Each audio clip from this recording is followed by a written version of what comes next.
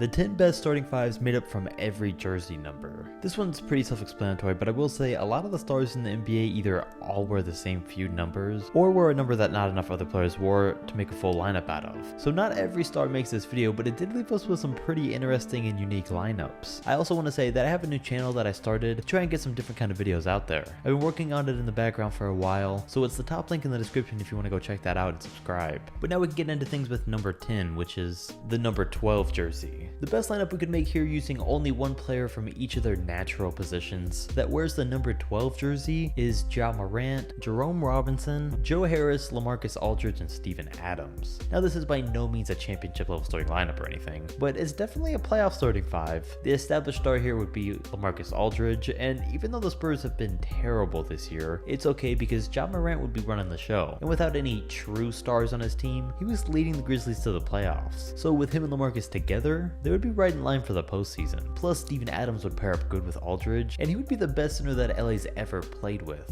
So you combine that with one of the best three-point shooters in the game today in Joe Harris, and that makes for a pretty good lineup. Nothing too crazy yet, but one step up from them though is number 9, with the number 22 jersey. And the best lineup I made from number 22s is Devin Hall at point guard, Jimmy Butler at shooting guard, Chris Middleton, Derek Favors, and DeAndre Ayton. And obvious weak point here is Devin Hall, but since you got a guy like Butler on the team, they won't need him to hold on to the ball too much anyways. And besides that, they got a pretty complete team. Jimmy Butler as the leader and defensive stopper, Chris Middleton as the second option, Derek Favors to drop the ball off to an open, and DeAndre Ayton to cover the paint. Then yeah, Devin Hall will be somewhere on the court. This is a good team though, and a playoff team too. Their main weakness though would be stretching the floor. Middleton's a great shooter from deep, Jimmy's okay, and Favors and Ayton can stretch the floor as good as a stick. So in today's league, that'd be a major problem for them. Number 8, we got the number 11 jersey, with Kyrie Irving, Drew Holiday, James Ennis, Domantas Sabonis, and Brook Lopez. And I mean, honestly, since Kyrie Irving would be the leader of the team here, they may not be a playoff team at the rate things have been going for him. But for the sake of this video, let's ignore that issue. Because with that to the side, this team does have a lot of talent. Kyrie, Drew, and Brook are all excellent shooters that would stretch the floor, allowing Sabonis to continue to control the paint like he was doing all year long. And James Ennis makes a great role player in the role that he'd be given. Plus, hey, they have Brook Lopez to block shots in the paint and Drew Holiday to lock up the perimeter. So this could be an actual good NBA starting five. There's not an extreme amount of star power on this one, but these lineups are getting better, and because there was a lot of talent that wore number 11, they did miss out on some great players like Trae Young, Enes Kanter, Ricky Rubio, and Avery Bradley. Number 7 goes to the number 1 jersey, and the best team made out of players who wore the number 1 is a 5 of Reggie Jackson, Devin Booker, Jonathan Isaac, Zion Williamson, and Bobby Portis. Now for this one, at first I wanted to include Michael Porter Jr. as their small forward because, well, that would make this look like a really young team with an extremely bright future. But Porter still hasn't gotten his opportunity in the NBA. I still think he can be a star when he does, but for right now with the opportunities they've been given, Jonathan Isaac's been the much better overall player. And that's fine because that still leaves this team with an extremely bright future. Reggie Jackson and Bobby Portis are solid role players, but Booker, Isaac, and Zion are all 23 and under and future stars. We know the scoring ability of Devin Booker and that he'll be a star for years to come. We know the superstar potential that Zion has, but some people forget about Jonathan Isaac. I mean, because he's on the Magic, but he's one of the most underrated young players in the game today. He's a 6'11" small forward whose game has really been coming together in the past couple of years. He's shown a lot of improvement on offense, and on defense, he really has defensive player of the year potential in his future, which means that if he can take a big leap forward on the other end, this man's a future star too. So this lineup's great right now on both ends, and would be even better in years to come. And for number 6, we have the number 2 jersey, with a lineup of Lonzo Ball, Shai Gilgeous-Alexander, who switched to shooting guard this year, Kawhi Leonard, Al-Farouq Aminu, and Willie Cauley-Stein. And this is a good squad. We included Lonzo Ball here over Colin Sexton because Colin is averaging 20 points a game compared to Lonzo's, but Lonzo's averaging 7 rebounds and assists compared to Colin's 3 and 3. So while playing with Kawhi, I'd much rather have Ball on this roster, and Cauley-Stein and Al-Farouq would be the role players. Kawhi's the obvious leader, which already makes the team great. Shai Gilgeous-Alexander becomes the second option, which makes them even better. Because for one, he's been great since making the switch to shooting guard this year, and that really should be his new natural position. And for two, he's proven to be a great second option behind CP3, so we know he fits in that role. Then to add on to it, they'd have Lonzo to take the pressure off of Shai and Kawhi with his ability to set up his teammates and make plays. So overall, a great lineup. The number 5 goes to the number 0 jersey, and they get a little bit of an extra push since they get guys from the single and double 0 jerseys. And it gives them a 5 of Damian Lillard, Josh Richardson, Kyle Kuzma, Jason Tatum, and Myers Leonard. With us having to leave out a ton of talent with guys like Russell Westbrook, Kevin Love, Aaron Gordon, Kobe White, and Carmelo Anthony, who's played power forward in recent years. And all these guys are great, but don't beat out any of the other 5 for the best in their position.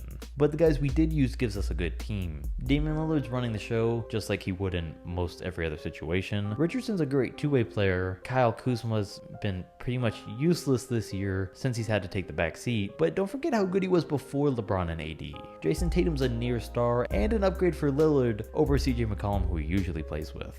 And then Myers Leonard's a solid role player. But there's a big problem with this lineup. A lot of scoring, which is great. Each player can get their own shot, but not a lot of playmaking would be going on here. Lillard's always been a score first player, so he's averaging 8 assists a game, which is good, but nobody else on the roster averages over 3 a game. So I could see a lot of one-on-one basketball being played, which could hurt the team in the long run. Number 4 is taken by the number 7 jersey. And maybe not too many players come to mind, but we have Kyle Lowry, Jaylen Brown, Kevin Durant, who will be wearing 7 in Brooklyn, Thon Maker, and JaVale McGee. KD's obviously the star, still unknown how well he'll be when he returns, but for now he's the star. Kyle Lowry's proven to be a great all-star second option, like he was to Kawhi Leonard. Thon Maker would be out there on the court somewhere. JaVale McGee's the presence that they would need on defense, and Jaylen Brown, well, he might even be the team's second option over Lowry. I mean, he definitely could, but I do think that Lowry would still be the team's playmaker, and Jaylen would be the guy that slowly scores 5 or 6 points a quarter and ends up with 20 every night,